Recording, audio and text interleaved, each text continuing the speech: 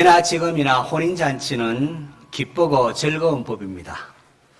예수님 당시 유대사회에서 가장 흥겨운 날을 꼽으라 하면은 혼인잔치를 들 수가 있습니다. 가난하고 힘겨운 그런 노동을 하며 살아가던 그 시대에 혼인잔치는 그들에게 축제이기도 하고 즐거움의 기회이기도 했습니다. 오늘 읽은 성경 본문은 혼인잔치를 배경으로 하고 있습니다. 갈릴리 가나에 혼인잔치가 열렸습니다. 얼마나 즐겁고 기쁜 날입니까? 그런데 문제가 발생합니다. 포도주가 떨어진 겁니다. 이런 낭패가 어디 있습니까? 유대사회에 잔치를 할 때에 음식을 먹으면서 포도주와 늘 함께 이렇게 먹기 때문에 포도주가 떨어졌다는 것은 잔치를 망치는 것을 의미합니다. 하객들은 이제 포도주가 나오기를 기다리는데 주방에서는 포도주가 떨어지는 발만 동동 굴릴 따름입니다. 요한복음에는 상징적인 의미가 많이 있습니다. 이 복음서 저자가 잔치집에, 혼인잔치집에 포도주가 떨어졌다는 걸 통하여 말하고자 하는 게 무엇이겠습니까? 포도주가 떨어졌다는 것은 영이 깨어졌다는 겁니다. 삶의 기쁨이 사라지는 것이고 낭패와 실망에 직면한 것을 뜻합니다. 그때 예수님의 어머니 마리아가 예수님께 나와서 고합니다. 저들에게 포도주가 없다. 포도주가 떨어졌다. 마리아가 왜 예수님께 나와서 포도주가 없다고 말을 했을까요?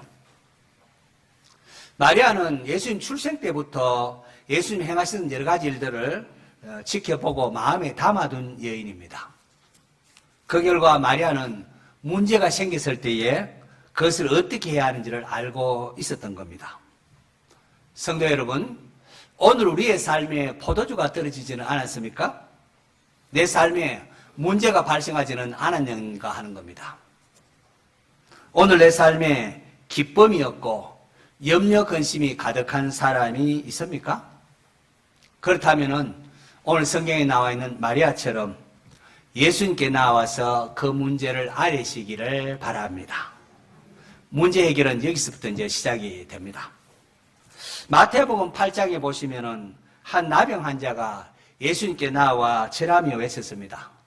고대의 나병은 참 치유가 어려운 것 아니겠습니까? 주여 원하시면 저를 깨끗하게 하실 수 있나이다 라고 했습니다. 그때 예수님께서 내가 원하노니 깨끗함을 받으라고 하셨습니다. 예수님께서 가버나움에 들어가셨을 때에 한 백부장이 나와서 또 간구합니다. 주여, 내 하인이 중풍병으로 집에 누워서 괴로워하나이다 라고 했습니다. 그때 예수님께서 내가 가서 고쳐주리라고 하셨습니다. 인생살이의 여러 가지 문제를 만나거든 혼자 앉아서 고민하거나 울지 마십시오. 어찌할 바를 몰라 당하고 있지 마시고 믿음으로 주님께 나와서 그 문제를 아뢰시기를 바랍니다. 주여, 내 아이가 흉악한 귀신이 들렸습니다. 다윗의 자손이여 나를 불쌍히 여기소서. 우리 가정에 하나님 이런 문제가 있습니다. 하나님께 그 문제를 아뢰시기를 바랍니다. 에이 목사님 기도한다고 되나요? 기도해도 아무 소용이 없더라고요 라고 하실 분들이 있을 것입니다. 그렇다면 오늘 설교는 여러분을 위한 것일 수가 있습니다.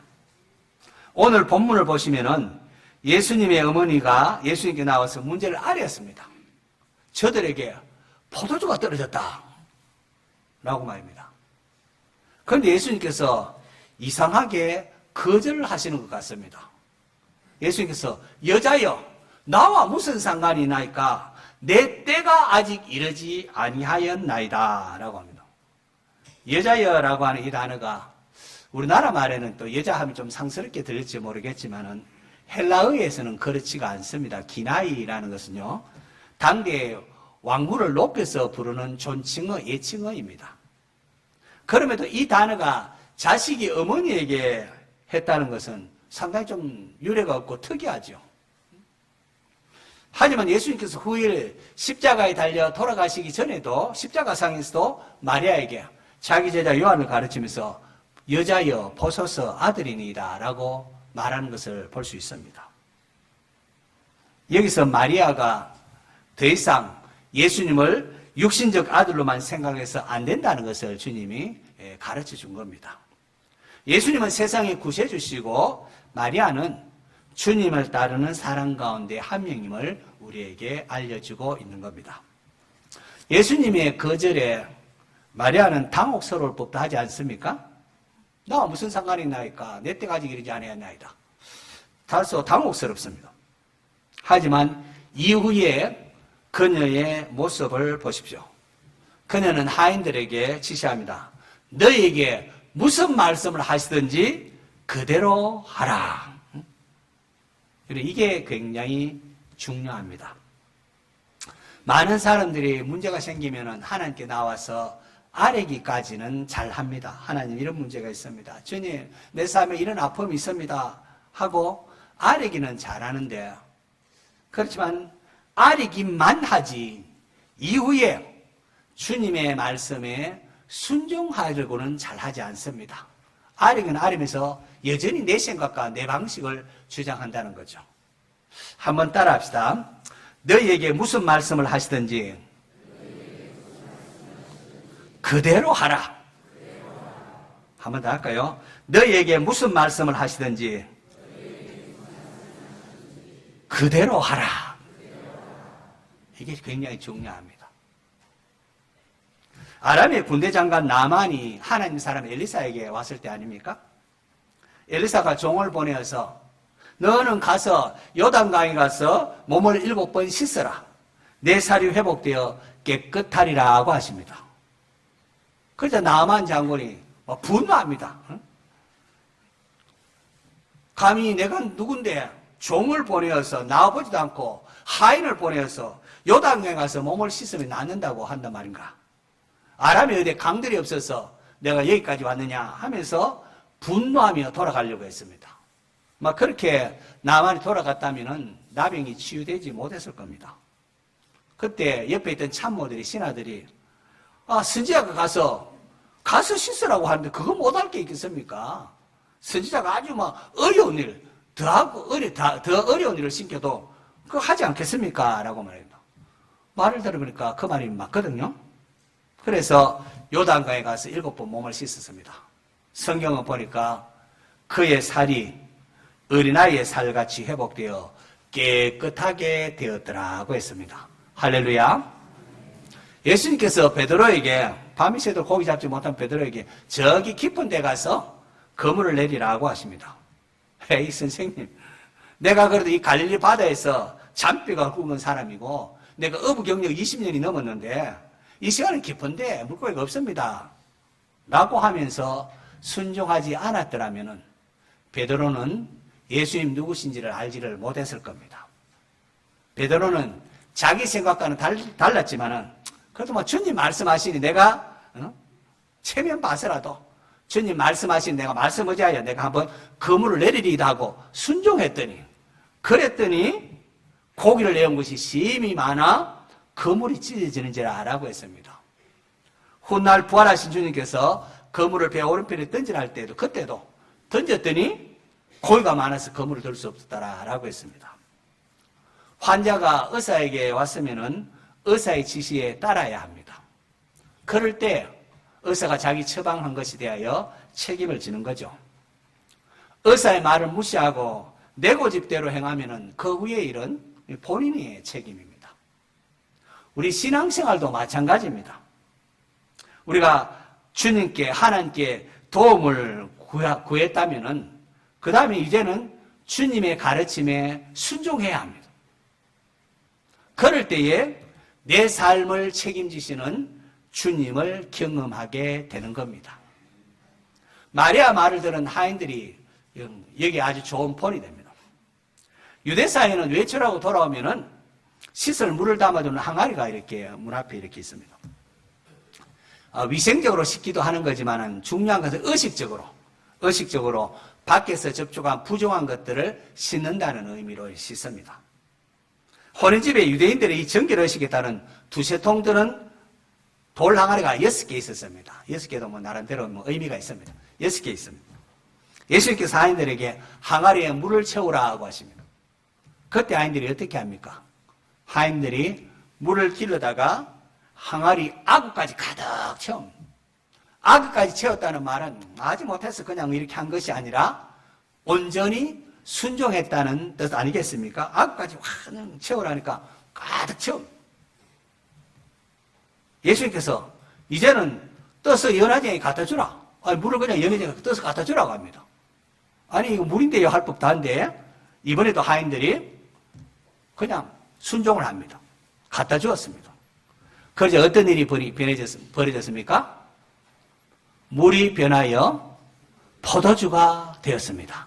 할렐루야. 요한복음 2장 9절에 보면은 연회장은 물로 된 포도주를 맛보고 어디서 났는지를 알지 못하되 물돈 하인들은 알더라. 연회장은 물로 된 포도주를 맛보고도 어디서 났는지를 몰랐습니다. 그럼 누가 알았어요? 물돈 하인들은 알았어요. 혼인잔치를 주관하는 연회장은 물로 된 포도주를 맛보았지만 어디서 났나 어떻게 이게 생겼는지 알지는 못했습니다. 그러나 주님 말씀에 순종해서 물을 떤 하인들은 알았습니다. 자, 오늘 저와 여러분은 하나님에 대한 이런 경험이 있습니까? 예수님이 어떠한 분이신지, 어떻게 해서 물이 포도주가 되었는지요. 주님의 말씀에 순종한 하인들은 알았습니다. 저는 담대히 말할 수가 있습니다. 말씀대로 순종하는 자는 압니다. 하나님이 얼마나 좋으신 분이신지, 하나님 정말로 믿고 맡길 수 있는 분이라는 것을 압니다. 그리고 이러한 경험들이 있을 때에 비로소 우리는 하나님을 안다, 그렇게 말할 수가 있는 겁니다. 우리가 교회 다닌 지 한두 달 된 것도 아닌데 아직도 하나님이 어떠한 분이신지 모르고 그렇게 다니고 있지는 않습니까? 많은 사람이 기도는 하는데 여전히 자기의 방식대로 살아갑니다. 그러면은 목사가 아무리 설교해도 그 사람에게는 바람 잡는 일이 되고 맙니다. 이 얼마나 안타까운 일입니까? 우리 하나님은 전능하신 분이시고 은혜와 사랑이 풍성하신 분이십니다. 그 하나님을 여러분이 경험하셔야 됩니다. 주님께 나와서 여러분의 삶의 문제를 알렸습니까? 그렇다면은 이후 마리아가 하인들에게 지시한 것을 주목하십시오. 너희에게 무슨 말씀을 하시든지 그대로 하라. 우리가 주님께 기도하고 하나님께 기도하고 난 후에 우리가 취할 행동이 바로 이것입니다. 기도하고 난 다음에는 이제는 죽든지 살든지 주님의 명령에 순종할 자세를 취하는 겁니다.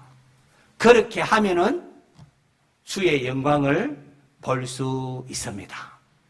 하나님이 어떠한 분이신가 알게 됩니다.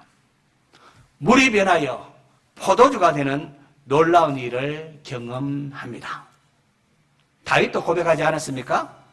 내가 여호와를 기다리고 기다렸더니 나를 기가 막힐 웅덩이와 수렁에서 끌어올리시고 내 발을 반석에 두사 내 걸음을 견고하게 하셨도다. 기가 막힐 웅덩이, 수렁이. 이제는 방법이 없다. 내 생각에는 이제는 끝났다 생각될지 모르지만은 전능하신 하나님, 뭐든지가 뛰어난 하나님께서는 능히 새로운 길을 열어주신다는 겁니다. 내 삶의 문제가 꽉 막힌 듯이 보일지라도 하나님께 아뢰고 순종하며 기다리면은 하나님께서 나아갈 길을 열어주십니다.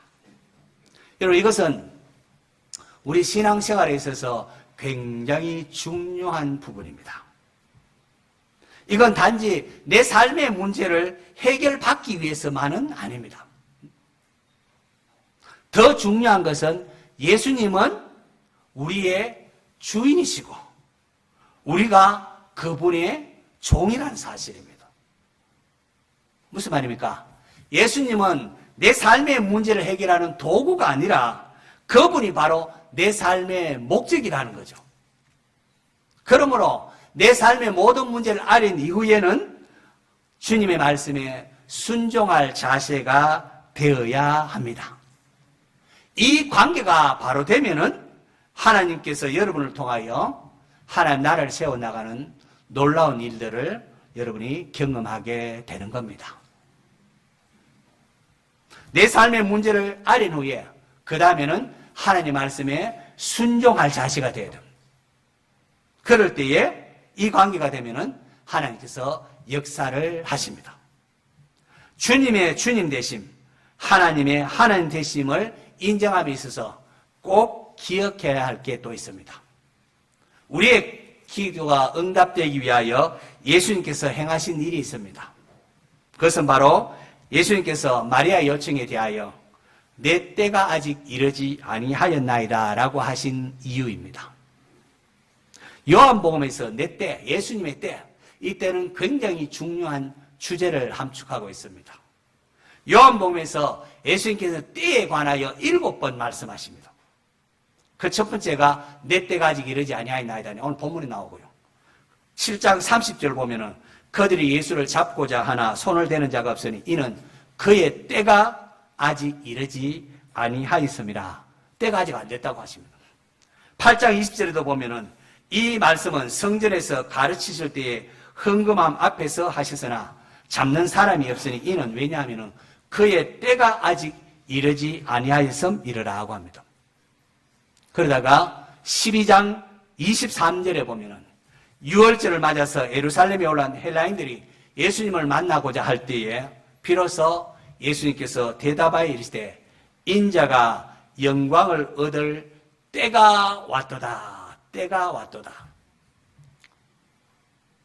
사도 요한은 이때를 기술하면서 헬라인 예수님 만나러 왔으면 예수님을 만났다 안 만났다 해야 될 텐데 그건 말하지 않습니다. 만났는지 안 만났는지 말은 하지 아니하고 예수님께서 하신 말에서 인자가 영광을 얻을 때가 왔도다. 이제 때가 왔다고 말씀하십니다. 그 때가 무슨 때입니까? 알고 보면 놀랍게도 예수님께서 우리 죄를 대신 담당하여 십자가를 지실 때를 의미하고 있습니다. 하늘에 미리 땅이 떨어져 죽음으로 많은 열매를 맺는 것 같이 바로 예수님께서 십자가에 달려 죽으심을 통하여 많은 영혼들을 하나님께로 이끌고 우리에게 영생을 주시게 되는 것을 말하고 있습니다.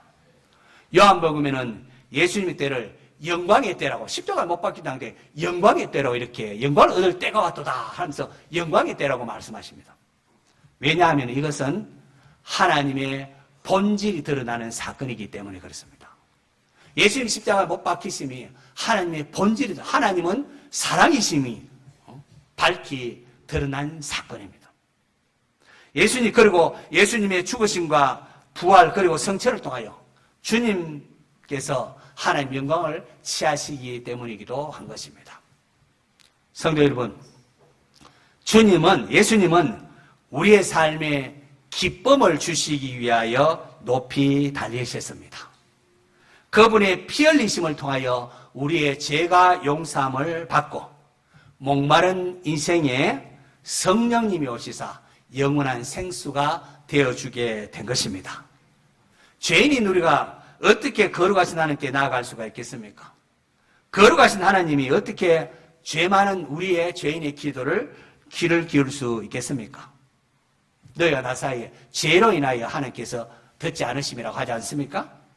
그런데 어떻게 하나님께서 거룩하신 하나님께서 죄인의 기도에 귀를 기울일 수 있게 된 겁니까?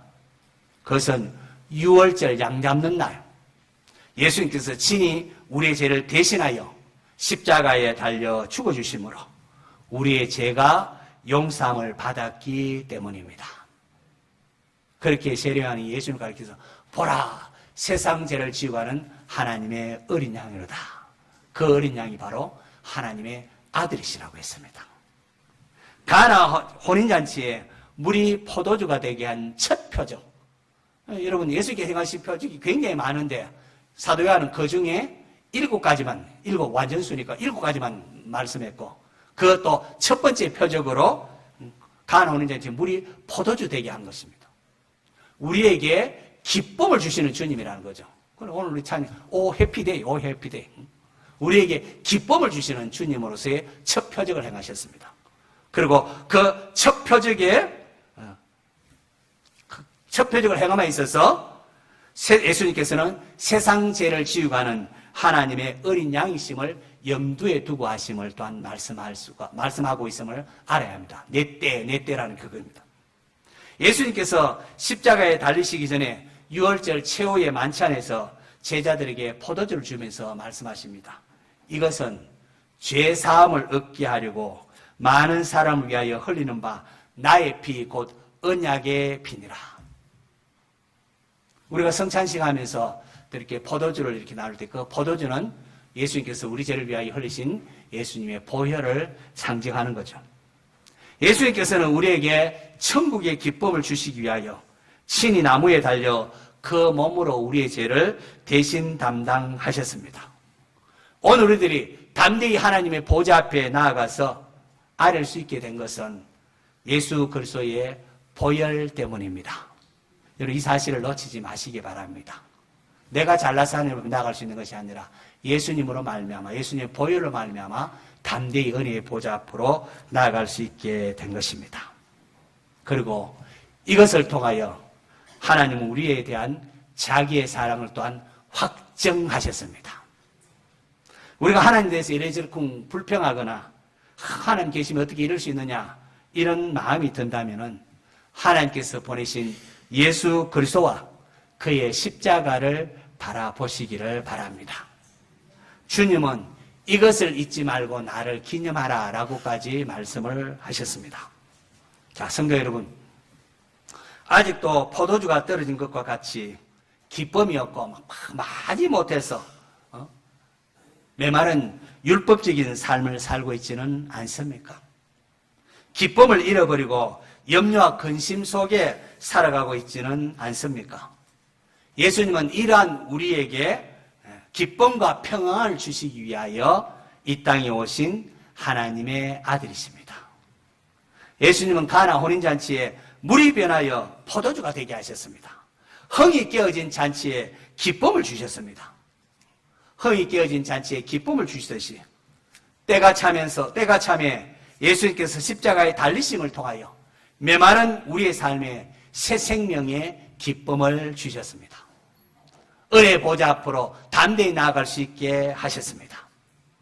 주님의 이름으로 담대히 하나님께 나아가서 내 삶의 문제를 알 수가 있습니다. 성도 여러분,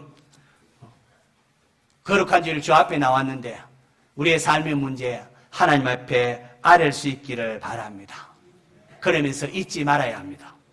십자가에 피 흘리신 어린 양이 하나님의 아들이요 우리의 왕이시라는 사실을 놓치지 마십시오. 마음껏 우리의 마음의 소원을 하나님께 아뢰되 우리는 주님의 말씀 앞에 굴복하고 순종해야 합니다. 하나님의 주권을 인정하며 그분의 말씀에 순종하면 하나님께서 여러분의 인생을 책임지십니다. 무슨 말씀을 하시든지 그대로 하라. 예수님께서는 자기의 말에 순종하는 주의 백성을 그냥 내버려 두지 않으십니다. 그 인생을 책임지십니다. 예수님은 우리를 너무도 사랑하십니다. 예수님은 우리의 기쁨이십니다. 예수님은 포도주가 떨어진 것 같이 메마른 삶을 회복하시고 기쁨을 주시는 분이십니다. 희망과 기쁨의 새 시대를 열어주신 분이십니다. 물이 변하여 포도주 됐네요. 우리 주일학교 아이들이 물이 변하여 포도주 됐네 노래하지 않습니까? 어린아이들의 노래만이 아니라 물이 변하여 포도주 됐네 이것이 예배 드리는 저와 여러분의 경험이 되고 고백이 되었으면 합니다. 거룩한 주일 우리의 삶의 문제를 진솔하게 하나님께 아뢰고 하나님의 인도하심에 우리 자신을 맡기고 순종함으로 하나님이 얼마나 선하신 분이신가 맛보아 아는 성도 되시기를 축원합니다.